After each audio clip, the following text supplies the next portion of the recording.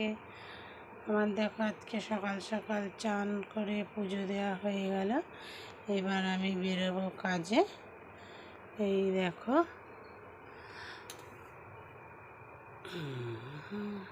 আজকে আমার জ্যৈষ্ঠ মাসের শেষ মঙ্গলবার, তাই ঘরে যা যা ছিল তাই দিয়ে আমি পুজোটা সকাল সকাল সেরে নিলাম কাজে যাওয়ার আগে।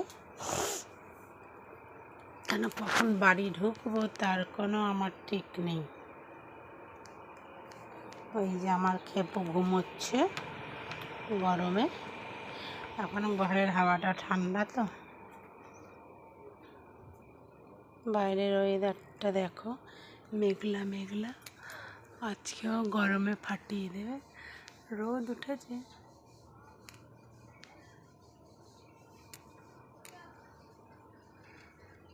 মেঘও আছে রোদও আছে, দুটোই আছে।